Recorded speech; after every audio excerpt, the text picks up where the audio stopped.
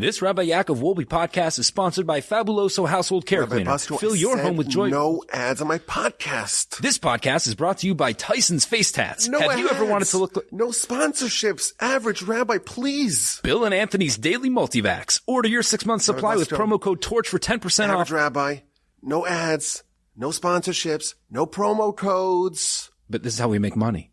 This is not how we make money. This is not how we make money.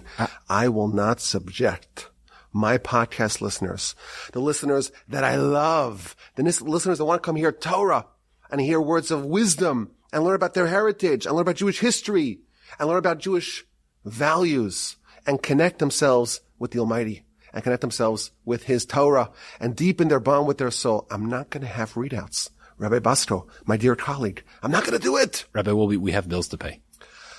So what's the other option? Is there anything else we could do? We need help. Oh, okay. Well, maybe we do something else. You see, most podcasts, they have to pay their bills. And they have ads, and they have readouts, and they have promo codes, and they have Dollar Shave Club, and Geico, and mattresses. I don't want to sell you mattresses. I want to give you what you come for. I want to give you Torah. I want to give you wisdom from the Almighty. I want to give you a connection with our glorious religion and glorious heritage. But we need to pay our bills. So what we do is that we don't do any ads. No ads. No matter how much the average rabbi, my colleague, Rabbi Busto, insists on doing ads, insists on doing these promo codes, none of that. We do an annual fundraiser, and that's happening right now. And the website for that is givetorch.org. Give, the word give, to give. Give your heart. Give your soul. Give a little boost, a little bit of love to Torch. GiveTorch.org. It's happening right now. Every donation is doubled. This is our only annual fundraiser. We do this once a year. Until next year, you're not going to hear about this. It's happening now. If you're hearing this right now, you should know that it's still active. Every donation is doubled. And yes, Rabbi Busto, he's insistent. He's insistent. Are you insistent? Well, if there's a better solution. bit. I do like the multivax. Yeah, okay. Maybe we'll make a little exception for that. But no ads. That's the plan. We've done now podcasts since 2012. 12 years, and we're committed to this. We're committed to connecting Jews and Judaism locally in Houston and globally throughout our podcast and the many other digital offerings that we have here at Torch. We do one fundraiser a year, and we want your support. Visit givetorch.org right now. Press pause on the podcast. Press pause. Stop the podcast. GiveTorch.org. Make a donation, and then for the rest of the year, you are partnering with us. We're not going to bombard you with ads. We're not going to bombard you with fundraising emails every day, every week, every month. Once a year, we try to get everyone to give, everyone to contribute. If you appreciate our work, if you enjoy our work, if you want to support our work, if you want to support the great rabbis here at the Torch Center, Rabbi Busto, the average rabbi, and everyone else that's over here, and all the incredible work that we do here from the Torch Center, Houston, Texas, visit givetorch.org right now. And make a donation. Show us some love. We're not gonna drive you crazy. Make the donation. Of course, my email address is rabbiwolbe@gmail.com. And that website again, givetorch.org. This week, we have an absolutely loaded Parsha. So many interesting twists and turns in the story. The nation is finally leaving from Egypt. We had the miracles, we had the wonders, we had the signs, we had the 10 plagues, and the nation is out. After the death of the firstborn, Pharaoh sends him packing, last week's Parsha. And our Parsha begins that we're out. We've left. But right away, we circle back, and we apparently make a move, or a pump fake, to return to Egypt. We're trying to goad Pharaoh into pursuing them. And God hardens Pharaoh's heart, and Pharaoh marshals his people, and he gets 600 prime chariots, and they go pursue and hunt down the nation. And we have this last final showdown at the sea.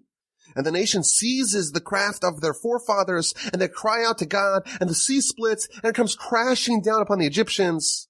And the nation erupts in song. This is the first of 3 songs of the Torah. The men sing, the women sing, there is musical accompaniment, and then boom. Right afterwards, there is a tremendous test. 3 days without water in the desert, and their throats are parched, and the people are on the verge of collapsing. And then we have the episode of Marah. They arrive in the city of Marah, and there is water there, but the waters are bitter. And they complain to Moshe. Vayilonu ha'amal Moshe. And the nation complains to Moshe, what are we going to drink? Now, incidentally, this is like a testament to their righteousness. You put us in the desert without water. After 5 minutes, everyone is complaining. And here for 3 days, they were silent. They said nothing. They complained not a bit.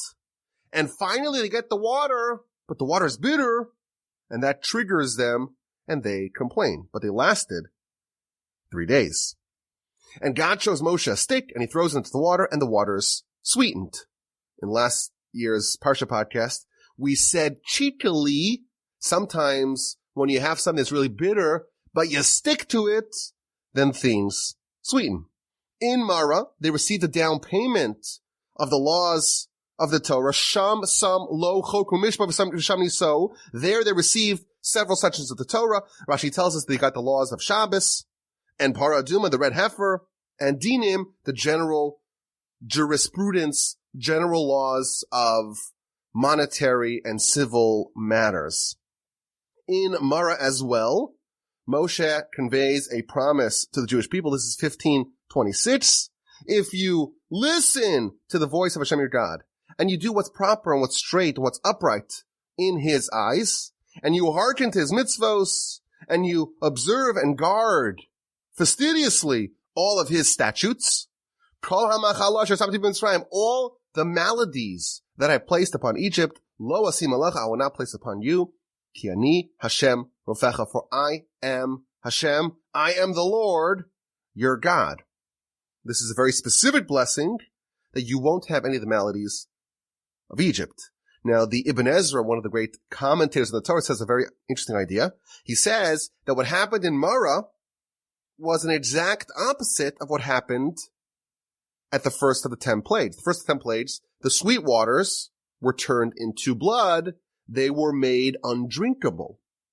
Here, we have the opposite. Undrinkable bitter waters is made sweet. And this is God signaling to Jewish people that I will do exactly the opposite of what I did to Egypt. In Egypt, I took their good stuff, made it bad, and I'm your doctor. I'm going to take all your problems, and I'm going to make them good. And the Parsha continues with challenge after challenge, upheaval after upheaval, where the nation is settling into their life now in the wilderness. They run out of matzah, and they get the manna, and they get the quail, and they learn about faith.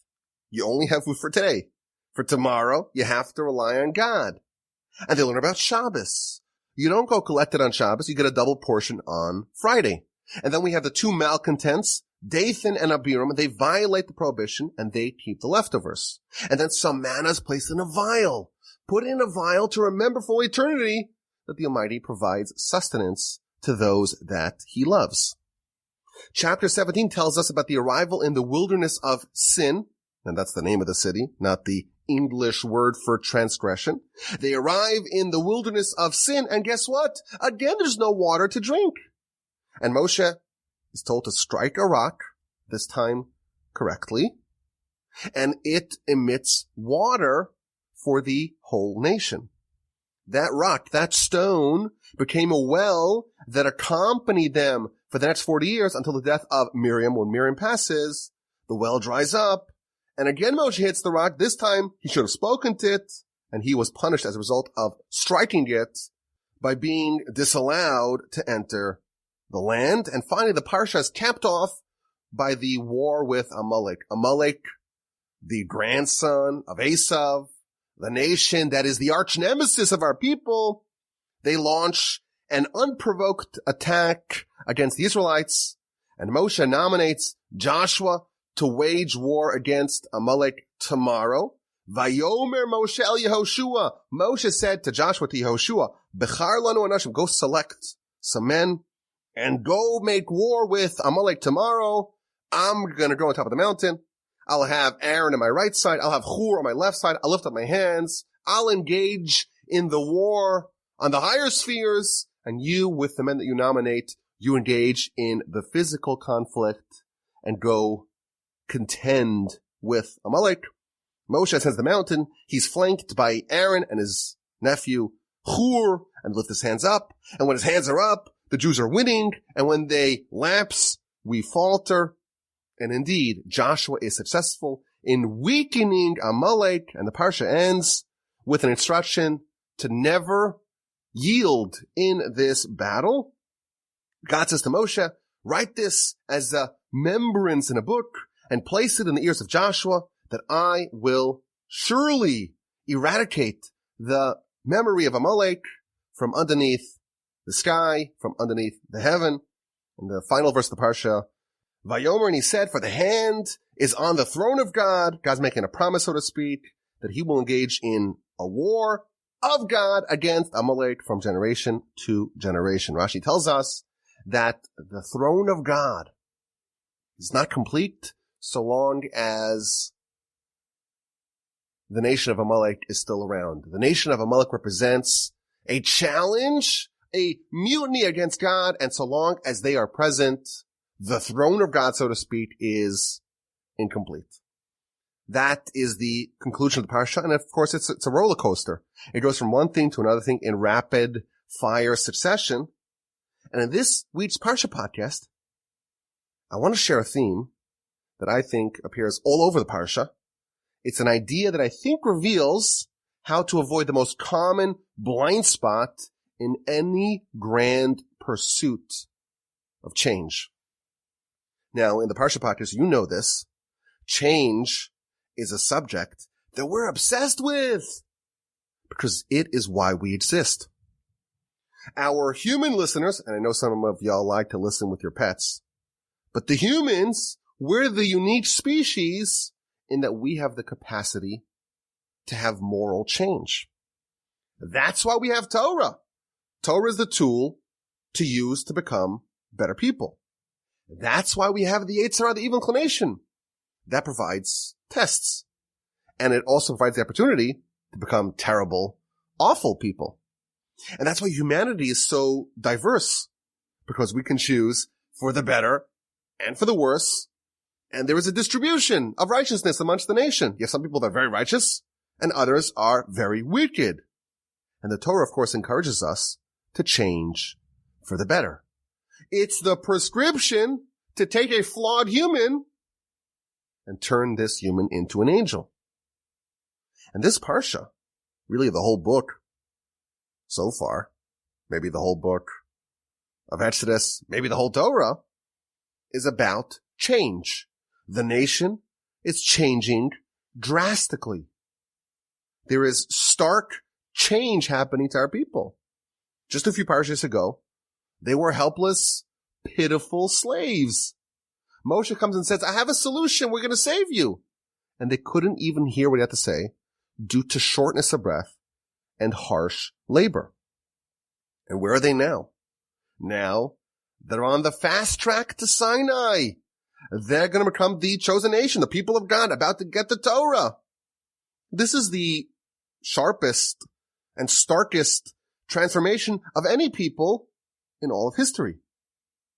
And when we see a theme that repeats itself over and over again in the story of change of the Jewish people, it should grab our attention, and we should start taking copious notes to figure out what is actually happening over here.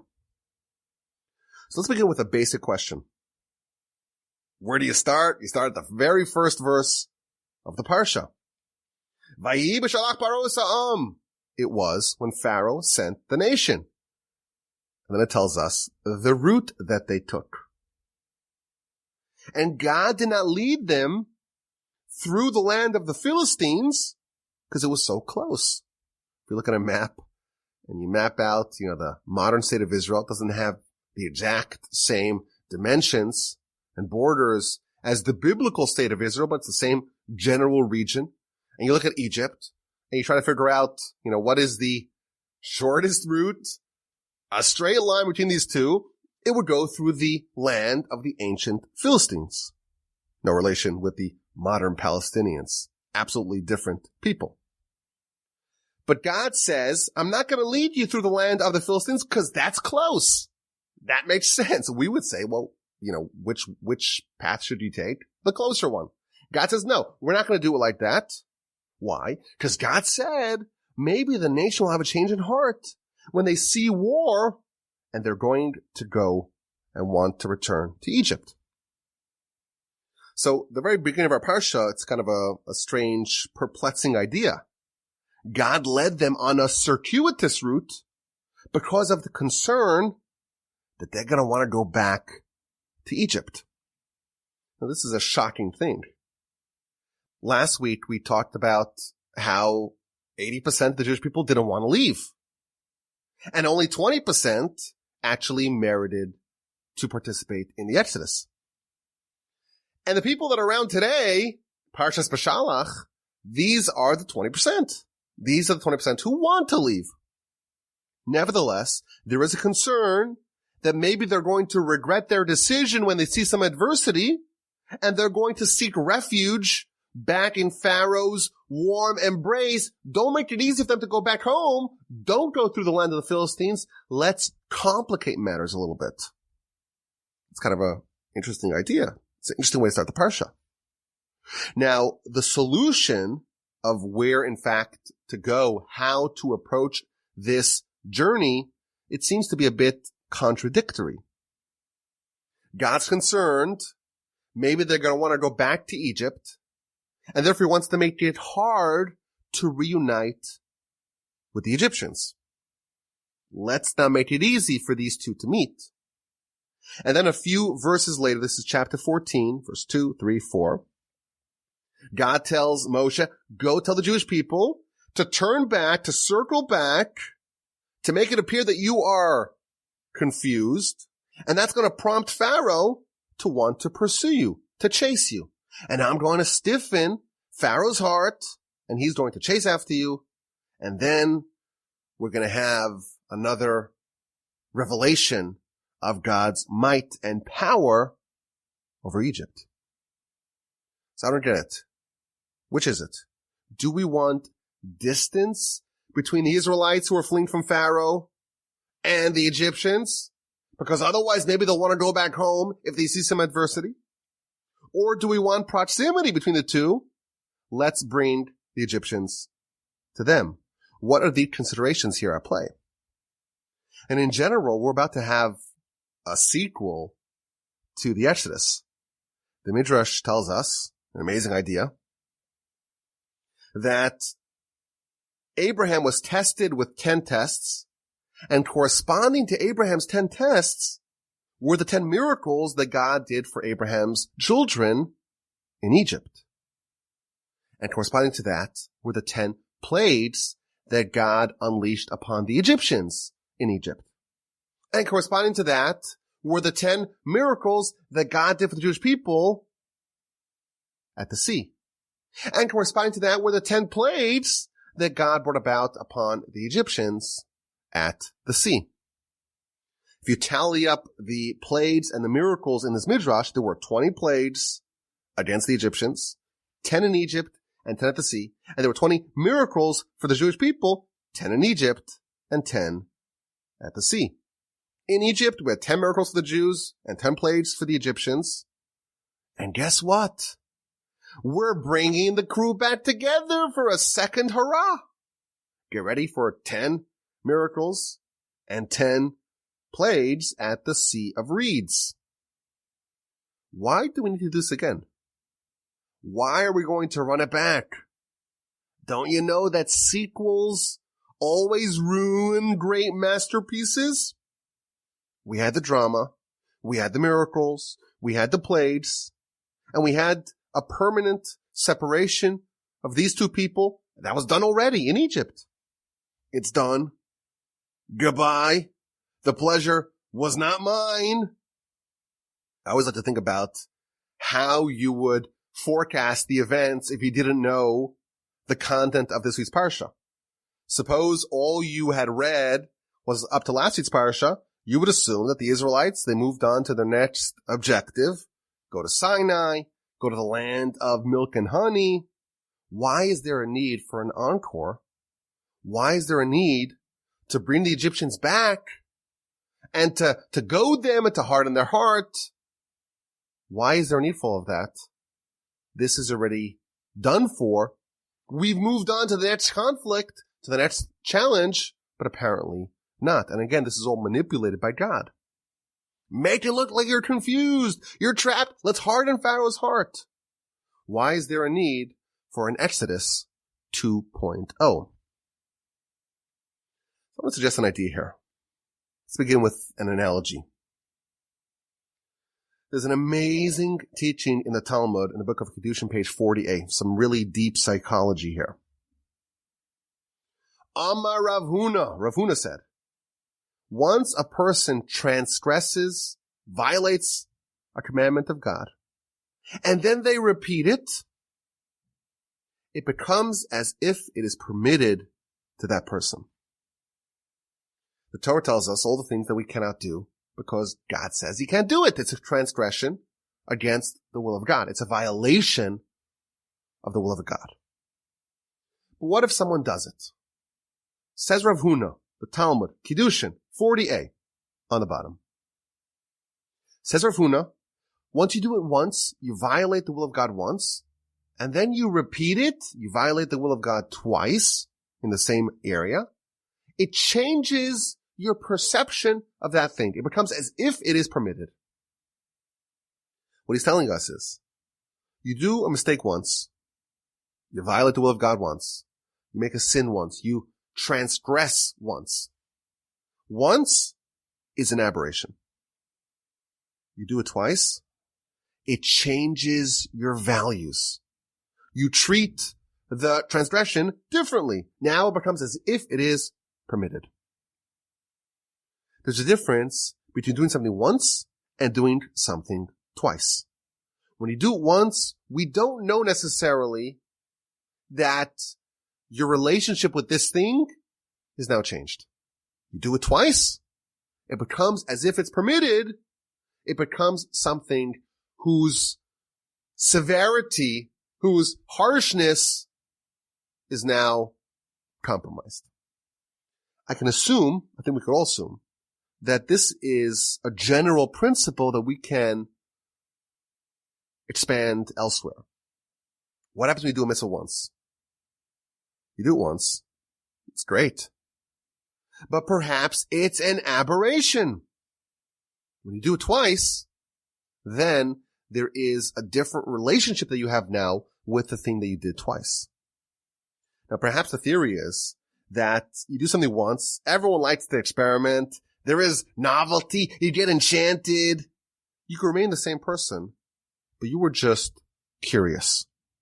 You wanted a new experience, either good or bad, but you remain the same. You wanted to experiment, you tried something new, you did it once. But when you choose to experiment a second time, that's not an experiment anymore.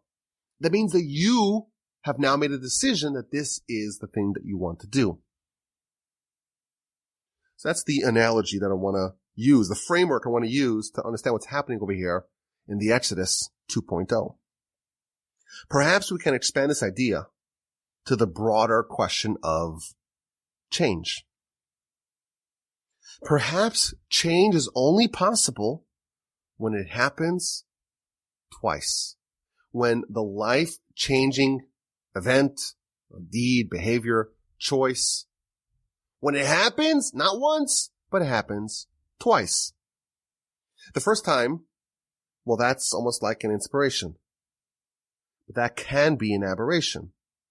When you do it a second time, that makes that inspiration, it makes it stick. Even after there's a life-changing choice, and even if you would assume that now there's permanent change, but the prior identity lingers a little bit longer than anyone anticipates. So suppose you're an Egyptian. You're an Egyptian. Your family has lived in Egypt for more than 200 years. That's much longer than most of our families have been in our respective countries. You feel like an Egyptian. You behave like an Egyptian. You're a patriotic Egyptian. Yeah, maybe you know that you have some ancient pedigree. You came from Abraham, Isaac, and Jacob. Sure. But so what? That's not who you are. And then you're in Egypt and you witness 10 nature-defying miracles and you were convinced. You choose to leave. You make a life-changing choice. I'm out of here. I'm going back to where I truly come from. I'm going back to the land where Abraham lived, the land flowing with milk and honey. I'm in. I sign up. I'm committed to the cause. I am part of this Abrahamic destiny and legacy. You make a choice to leave. You're part of the 20%. Nevertheless, we're not sure that you are in fact a different person. The change that you made can be perhaps superficial. It's skin deep.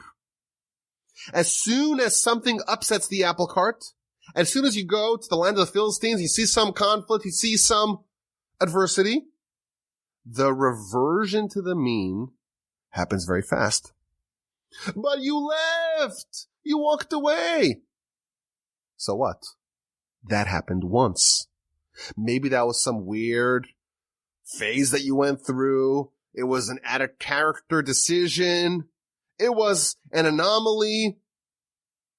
Doing something once doesn't create permanent change.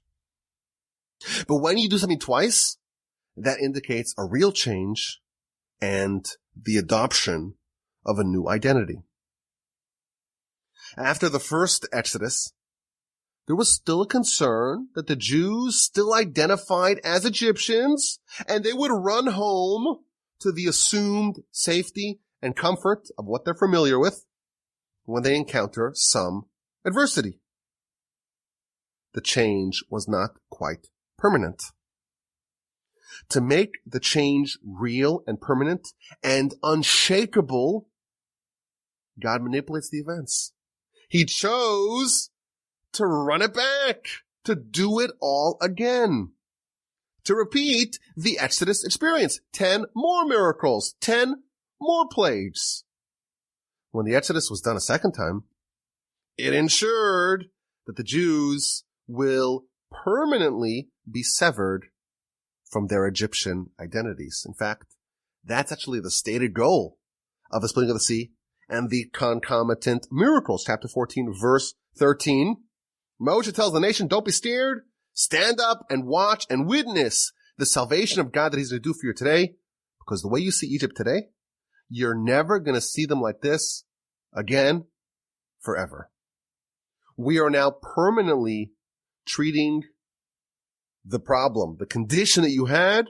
We're getting rid of this nemesis forever. In last week's Parsha, the Jews left Egypt. But the change was not quite complete and permanent. There was a great risk that the Jews would reverse course and revert back to being patriotic Egyptians. Perhaps we can say that some elements of affiliation, of allegiance to Egypt still lingered within them. You took the Jews out of Egypt, but you didn't quite take all of Egypt out of the Jews.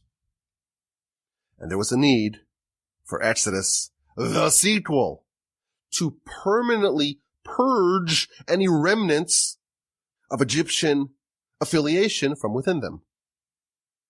The Exodus, the first one, that was a choice to leave and become part of this fledgling, nascent nation, trusting God, Moshe at its helm. But that was still an experiment. We cannot be certain quite yet that it is in fact a new people with a new identity who have walked away completely from who they were previously. Now, in Exodus, the sequel, you're never going to see Egypt again. You are a new person. Perhaps we can even speculate. That's why the Torah emphasizes that Moshe took the bones of Joseph. In Hebrew, the word for bones and the word for essence is the same word. Just like we say, you feel something in your bones. It's in your essence. Joseph was someone who had tenacious faith in God in his bones. It wasn't skin deep. It was so deep rooted that decades of distance from his family in the cesspool of Egypt could not shake Joseph off his game. Our Parsha is all about emulating Joseph.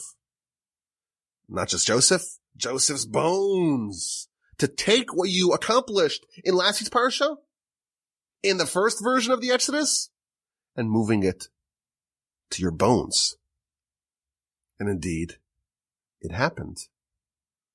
With the wiping out of Egypt at the sea, the nation erupted into song. What's happening over here? There was a spontaneous eruption of song, and that is a window into the emotional and psychological state of the Jewish people. When they left Egypt, there were 10 amazing miracles, but the nation did not erupt in song in Exodus version 1. On their emotional level, in their psyche, in their bones, there was still some lingering force of servitude to the Egyptians. The idea of screaming in emotional ecstasy, that was not quite feasible yet. And now that they ran it back, and they had the second Exodus, the faith and the transformation and the new identity had penetrated their bones, and they broke out into spontaneous song. According to this idea, whenever you have one momentous accomplishment, transformation, change, experience, if you want it to not be a passing phase, you have to do it again. You have to run it back. You have to retrace that accomplishment to secure the bag, to make it stick. After one choice, part of 20% after all, to completely alter your identity and to leave Egypt behind, right away we're worried about recidivism. They're going to run back to safety once they see a little bit of conflict. And God makes a second Exodus to make the choice to leave and to adopt a new identity to make that permanent. You want to do something well? You want to accomplish something permanently? You want something to stick? You want something to last? You do it once. That's great. But it can be an aberration. You have to do it twice, and then it sticks. And this pattern appears all over Jewish life. With the festivals, like Passover with 2 days of the festival. You start off, and you have the experience once, and then you do it again, once to absorb the lessons, and once to solidify it permanently. Our sages tell us that we wear 2 pairs of tefillin, or 2 tefillins, one on our head and one on the heart, for this reason as well. One to absorb the idea, and one to make it real, and to bring it to our heart, and to bring it internally in a way that it is unshakable. The Exodus version 1 last week was akin to the tefillin on the head. They had almost like logically in their conscious mind divested themselves of the Egyptians. They're part of the 20%. We're leaving. But their heart was not quite ready for song. It wasn't in their bones yet. There was still a little bit that needed to be scraped away. A little bit of the Egyptian influence. With Exodus 2.0, with the splitting of the sea, that etched the relationship with God and their repudiation of Egypt into their hearts, like the tefillin on the arm that goes opposite the heart. And with their hearts so full of love, they began to sing. And this is the story of our Parsha. It's Exodus the sequel, because here a sequel is in fact needed. There was something still left over to accomplish after last week's Parsha and Exodus 1.0. And you can think of any change the first time you do it, Think of it as a coupon that can be redeemed for permanent change, provided that it's done again. When you do something once, you have an opportunity to earn that forever, provided that you reinforce what you did, you concretize what you did by doing it again. But this opportunity doesn't last forever. The coupon expires fast. In last week's Parsha, we read about the matzah. We read about how you have to guard it so it doesn't become leavened, it doesn't become chametz. After you have the dough, you have to bake it promptly, or else the opportunity to make matzah goes away. Once you have the dough, you have a very short window to make it into kosher matzah. You have to race to make sure that you do a second thing to it, you bake it, and you cement it as matzah forever. And our sages, quoted by Rashi in last week's Parsha, chapter 12, verse 17, they tell us that this is not just with matzos, it's also with mitzvos. If you are inspired, if you have made some sort of decision, you have something that you did already once, don't allow it to become chametz. You have an opportunity to make it last forever. Don't let it go stale, go bad. Don't let the coupon expire. If you want to do something good, you have to hurry to bake it, because Pharaoh's going to chase you down if you allow it to linger. There are alloys, there are contaminants that are not gotten rid of the first time. You do it once, you do it again, and now you have it forever. Provided, of course, you don't lose it. And when we look at this parsha, we see this idea again and again. They get to Marah, and the waters are bitter, and Moshe throws the stick in it, and the waters are sweetened. That's the first miracle of water in our parsha. They get to Rephidim at the end of the parsha, and again there's no water, and this time the stone is struck, and the stone emits water, and now we have a permanent well that's going to follow the Jewish people until the death of Miriam in about 40 years. So again, it seems like it's a repetition. You know, we have twice a situation, a dire situation where there's no water, and we have two miracles. The first one is not permanent, and the second one is permanent. Same idea. You do something once, it's great, it's not permanent. You do it twice, and now you have something that's permanent. Reversion to the mean is the rule. If you want to secure the bag, if you want to earn something in a permanent fashion, you gotta cement it. You gotta concretize it. You gotta make it stick. You gotta make it descend into your bones. You gotta do it twice. So we have this amazing idea. If you want to have real change, you gotta do it twice. And this works both on the positive and on the negative. If you want to extricate yourself from Egypt, you want to exorcise those demons, you have to have the Exodus twice. And just like we brought down from the Talmud book of Kedushin, page 48 in the bottom, you do a sin twice, now it's changed you forever. So it's interesting in our parsha, we have a similar idea, or at least perhaps the hint of an idea on the flip side as well. The parsha ends with the war with Amalek. And it's interesting, Moshe tells Joshua, go select for us, men, warriors, and go make war with Amalek tomorrow. And there's almost an astonishing thing here. The nation's ambushed. There's a surprise attack. And the counterattack is going to wait until tomorrow. So the commentaries explain that the battle with Amalek is a spiritual battle as well as a physical battle.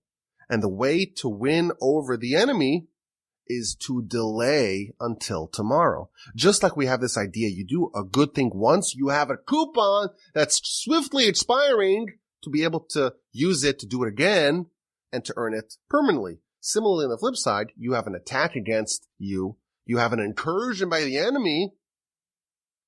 There is a risk if you do it twice. If you reinforce that sin twice, maybe that will permanently change you. So what does Moshe tell Joshua to do? Go wait until tomorrow. Delay until tomorrow. Allow the enemy to weaken. You don't have to encounter it again today. Perhaps we can even say that there's like a two-sided conflict with Amalek, and the whole battle's about tomorrow. You want to delay them until tomorrow when they win. Amalek wins. You're worried that you're going to have permanent change if you do it twice. Wait until tomorrow. Let the force, so to speak, of the negative coupon expire. And they want you to delay until tomorrow. They want you to procrastinate, to lose the momentum. Do the Exodus once. Great. Don't do it twice. Have the miracle of the water once. Don't do it twice. Do the mitzvah once, but allow the inspiration to expire. Wait until tomorrow. That is what they want. I think this is an amazing idea. A new framework for change. There is like a two-tiered system. You have to start off by getting something into your world, into your environment, and that is the first time you do it. And then you have to reinforce it and make it yours, earn it as a permanent change. Doing something once is very nice. It's very nice. Every good thing is encouraged and it is beautiful. But it's not permanent change. You chose to leave Egypt? There is a very real chance that absent a second Exodus, you're going to revert back. The first change is also a steadily dissipating opportunity to earn that permanent change, and therefore right away, we left, and now it's time to go back for a second Exodus, for 10 more miracles, for 10 more plagues, to finally eliminate this villain. You do something once, it's still considered like dough. You have to bake it in order to make sure that it becomes matzah, and it permanently changes to make something that resonates in your bones, that makes you sing, that changes you forever. Got to do it twice. Okay, let's get this week's exquisite insight. This is courtesy of Rabbeinu Bechaya at the end of the Parsha. Moshe tells Yehoshua, tells Joshua, go select for us men. What is this selection process for the war against Amalek? So Rabbeinu Bechaya says something really interesting. The first time I saw it was this year. Listen to this. Amalek, they were a nation, or they are a nation, that had tremendous insight into the wisdom of clairvoyance, of forecasting by looking into the stars, just like Pharaoh did, looking into the stars and knowing the future. And the people that they chose for war were selected based upon the destiny of those people. They only selected people who the stars foretold will definitely live out the year. They were able to look in the stars and find the destiny of their soldiers, and anyone that there was even a chance that they could die that year, they weren't admitted to the fighting force. And that's why they were almost like an indestructible enemy, because all the people were guaranteed to live throughout the year. And therefore, says Rabbeinu Bechaya, Moshe said to Joshua, go select for us men. Do the same thing. They can do it. We can do it too. You go look into the stars and go find the men that are guaranteed to survive the year. Find people that are equally indestructible, and therefore, at least if we can't defeat the enemy, we will survive. And that's why the verse says that Joshua weakened the enemy, but it doesn't say that Joshua eliminated or killed the enemy. So first of all, it's an interesting idea that Rabbeinu Bechaya here tells us, but I think there's also a very valuable, exquisite insight here. Amalek is representative of the force that we're trying to defeat, the force that we're trying to overcome, the Yetzer Hara. What do you do when you cannot defeat the enemy? You can't eliminate the enemy. The enemy is indestructible. What is the response to that? How do you contend with an enemy that you cannot overcome, no matter how hard you try? How hard you try, doesn't matter. It is declared in the heavens and the stars that they are going to survive. What you do is you make yourself indestructible, indomitable as well. If you're not going to win, cover your downside. Don't lose. Don't expire. Outlast them. I was thinking this is not the first war that we had with Amalek. Jacob, in that nocturnal struggle in Parshas Vayishlach, he goes back to get the small judge. He's alone and he's attacked by the angel. What did he do in the first war with Amalek? He couldn't defeat the angel, but he made sure that the angel wouldn't defeat him as well. It's not your job to defeat the enemy. Stay alive. Stay in the struggle. Don't expire. And that is the way to deal with enemies that we cannot eliminate. I think it's a very valuable framework. It's an exquisite insight. I hope you enjoyed. Thank you so much for listening to this week's Parsha Podcast from the Torch Center in Houston, Texas. I hope you have a fabulous rest of your day, a splendid rest of your week, and an incredible, sensational, terrific, wonderful, and spectacular Shabbos upcoming. And please go with help with the Almighty. We'll talk again next week.